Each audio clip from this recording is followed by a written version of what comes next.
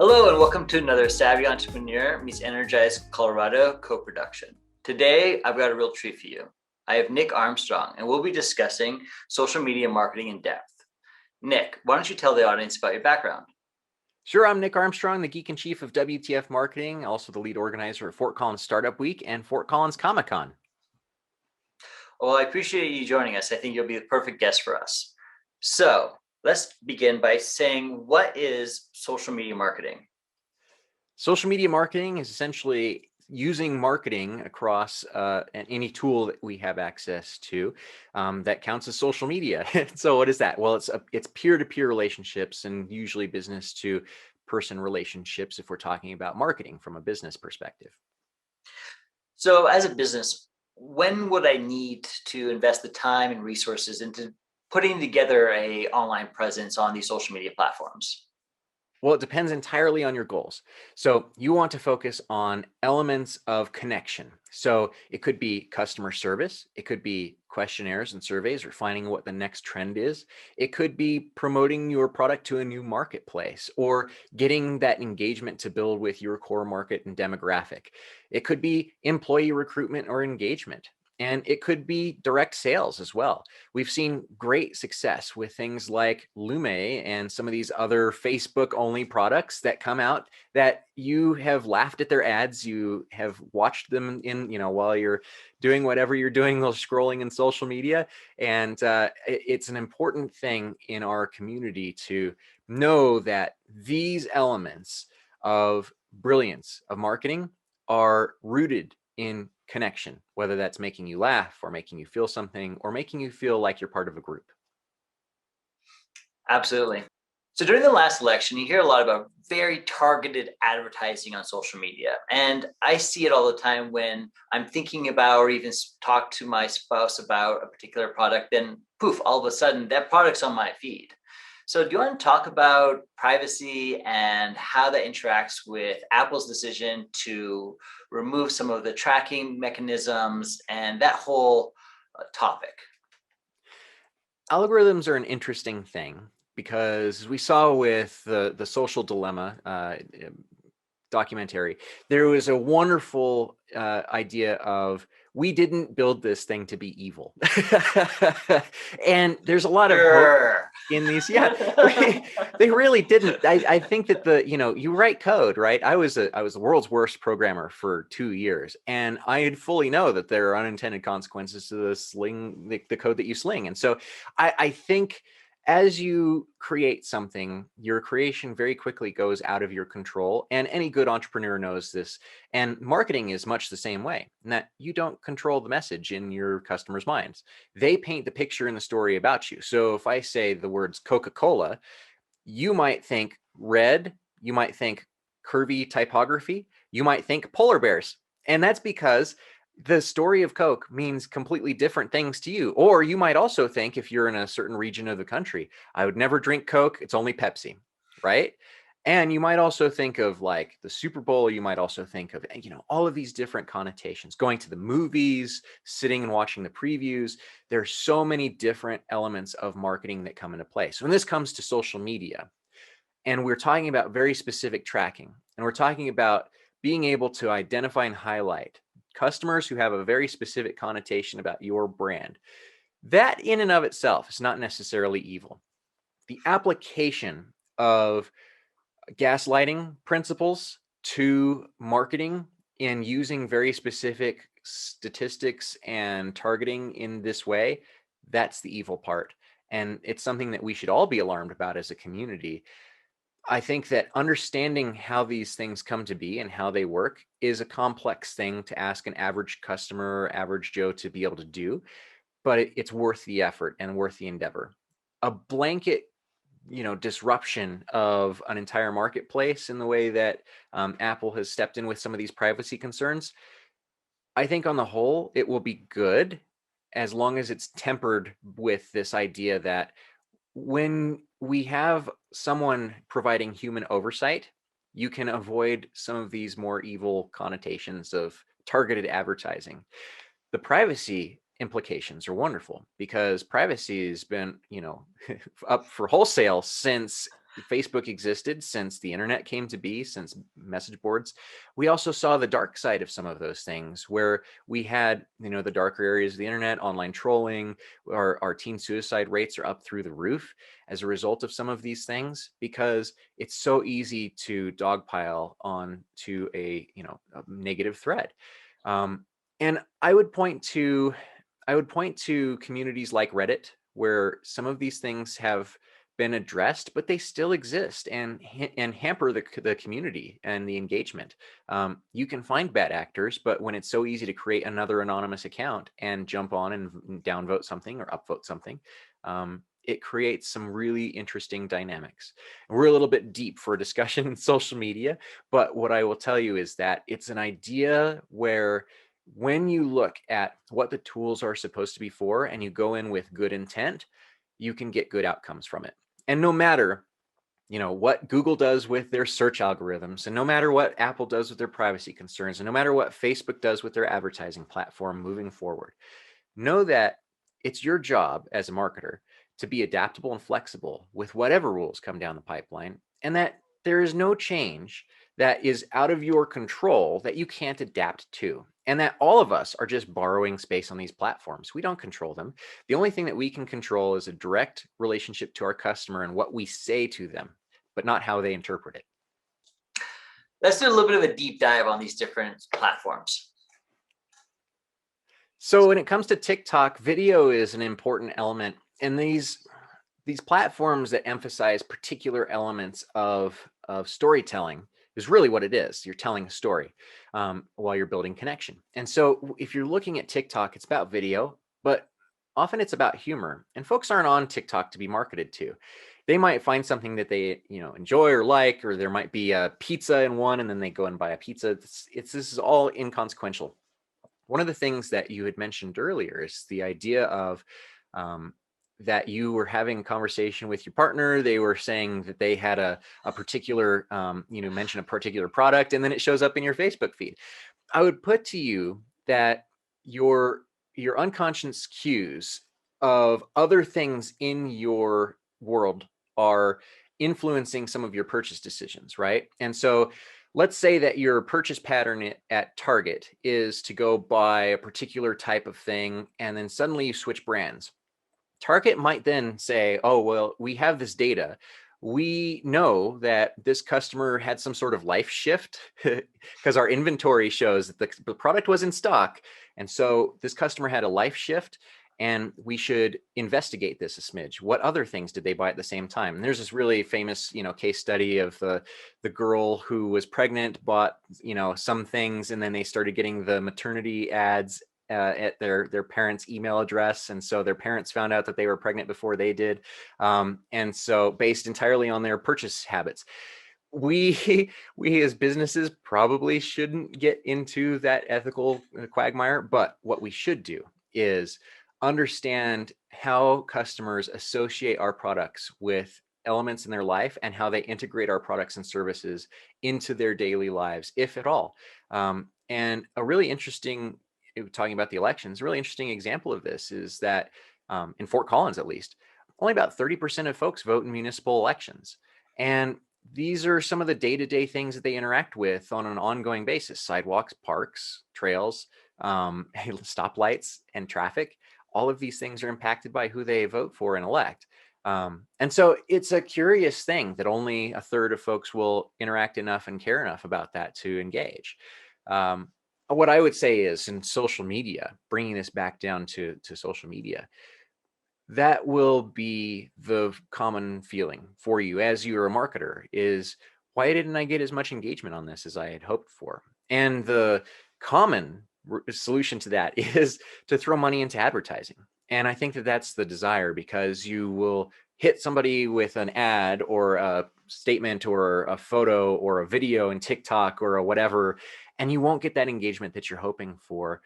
And it's because you didn't get them at the right moment in their life, in their cycle of whatever it is. So the best companies really truly understand that folks have cycles throughout their day where they're listening to music or they're listening to a podcast or they're engaging in Clubhouse or they're engaging in TikTok.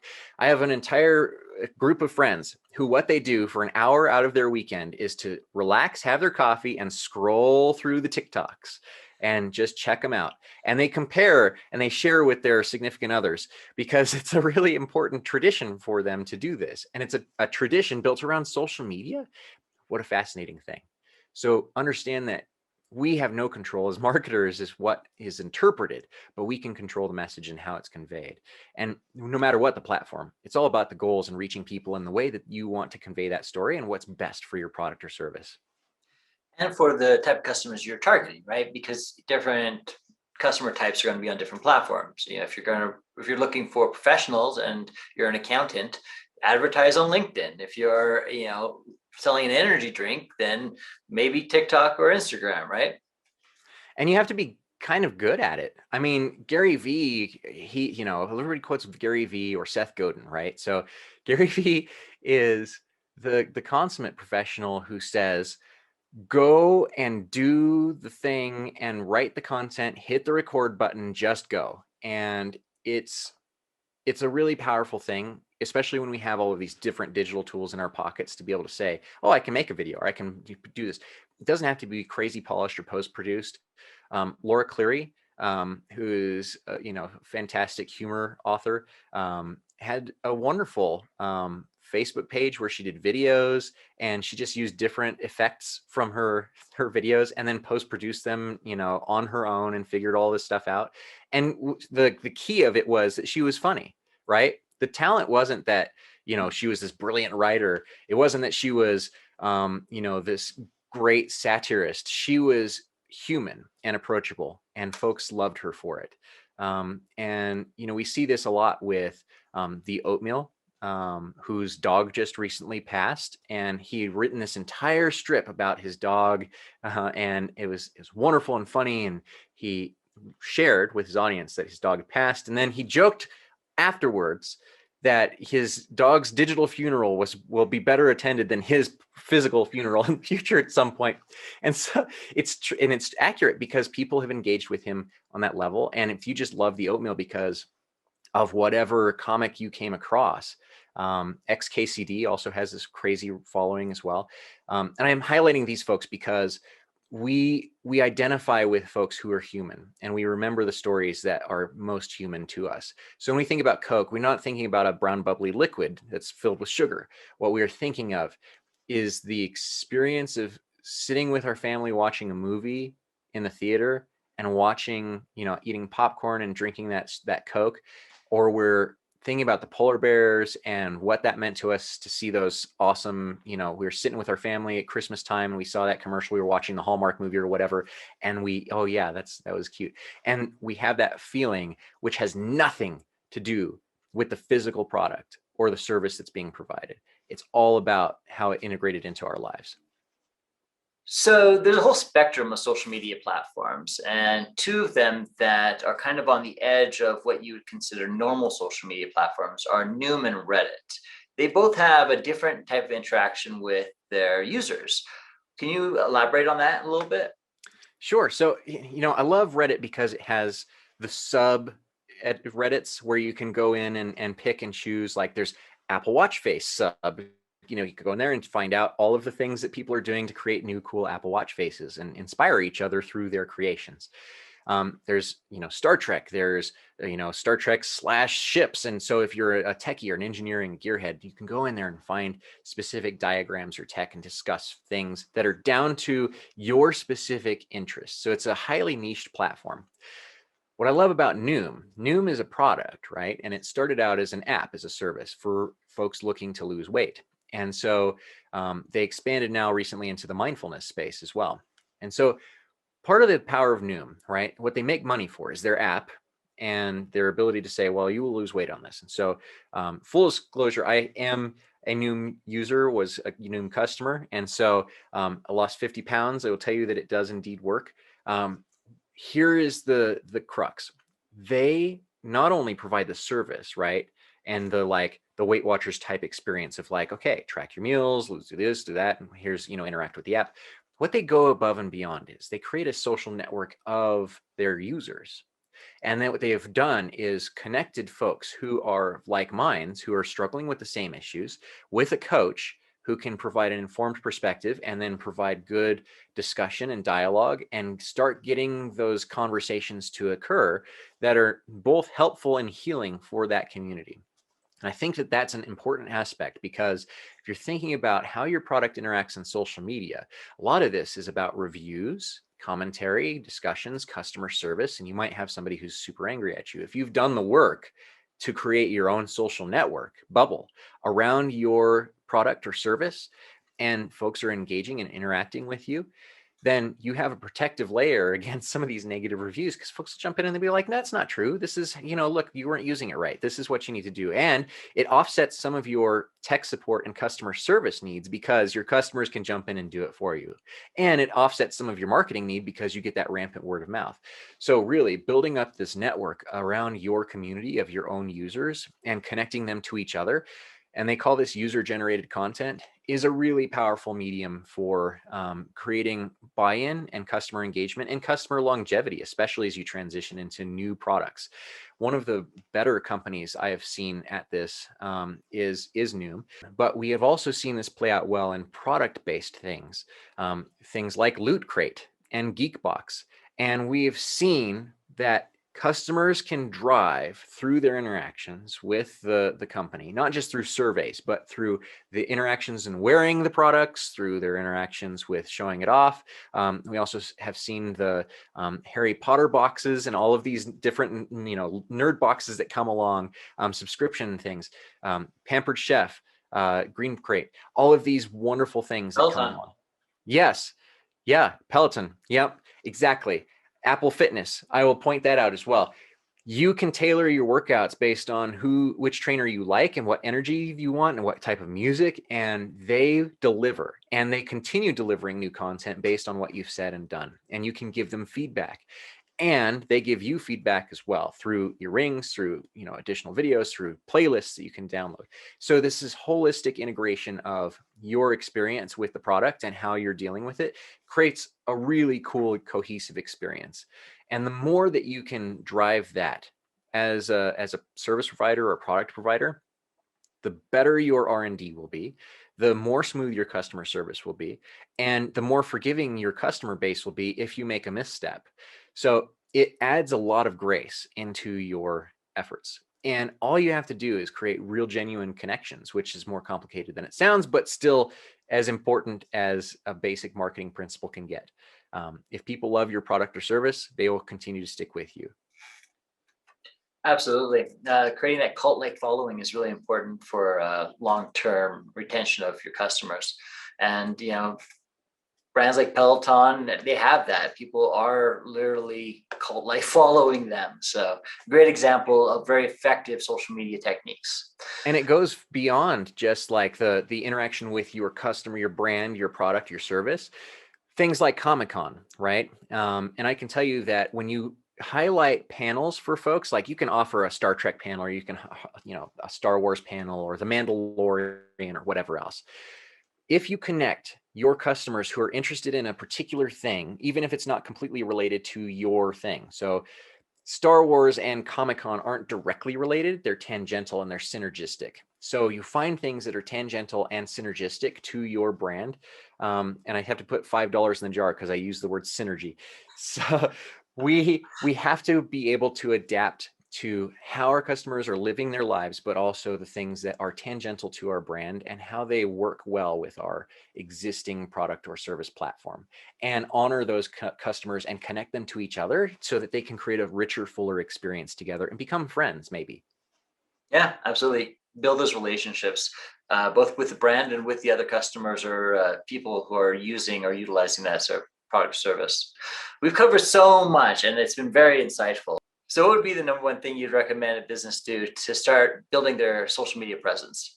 Start building your social media presence by creating a goal with the types of folks that you want to connect with, and go into it with the honest intent of not attempting to sell something to somebody, but rather with trying to create a connection or an understanding, or to tell a story, or to create more of a platform for your customers to share their story and interact with each other. This is not about you. As we've said over and over again, it's about how your customers integrate your product or service into their lives. It's about how they are interacting, the things that they're doing tangentially to you. So whereas you have that experience of saying the word toaster and then suddenly you have a billion ads for toasters in your Facebook stream, it's not because your microphone is on, it's because the signals that you're sending out into the universe are saying, and when I say that, it's not in the woo-woo sense, but in the sense of like, oh, you were looking at Kohl's.com and you went to the kitchen section, or you went to Target and then suddenly, and so now you have all of these tracking cookies that indicate that you have a necessity for a new toaster. You were looking at bread and then, you found the bakery and, oh, I wish I had this. So now you have this subconscious desire to go out and get a toaster, and they know it before you do because the algorithm indicates that it's true. Without diving into all of that nonsense, understand that it comes from two basic components. What are the person's basic needs for connection and connectivity with their environment and their social networks? And also, what is it that you can do as a product or service provider to integrate with those? And building that connection from a place of humanity is a really good way to go about it. And I'll give you one final example, which is Kona Ice, right? So if you think about like a 7-Eleven Slurpee, but without the fizz, that's kind of what Kona Ice is. And it's this wonderful truck that comes through the neighborhood, and they have this really happy music that plays and flashing lights, and the kids love it. And they shave the ice, give you the cup, and then you can go to the thing and then pour your own syrups, and the kids love it. Now, the thing about this is, it's not about the ice, it's not about the syrup, because you can get both of those really easily and readily at home. What it's about is this experience of, hey, the Kona truck is coming. It's like the ice cream truck. You hear the music, you run outside, there they are, and you can enjoy. And Kona then highlights who their drivers are in social media and highlights what they care about and what their favorite flavors are, which you may not have thought of because they're usually combinations. They have experience in this, and so they share their stories. And they also share what the background of these folks are. So sometimes it's a high schooler who's working towards becoming an engineer, or it's a CSU grad who's, saving up to start their own business. And so they have these great profiles, and you can recognize then the drivers who are coming through your neighborhood because they show them a picture with and without the mask now during COVID. And it's such an amazing thing to be able to say, oh, hey, Jenny, I just read about you on Kona's Facebook page. And hey, it's great. How are your studies going? And you have these more personalized interactions than you would have otherwise. So it just expands the universe. So always look for the human element that you can augment or expand on whatever your product or service. It could be carpets. It could be, upholstery. it could be custom built kitchens. Any of those things are still human. And the more you can bring the human out, the better. Very insightful, Nick. I appreciate it. And for any of you guys out there who want more information, please visit the link below. And until next time, stay savvy.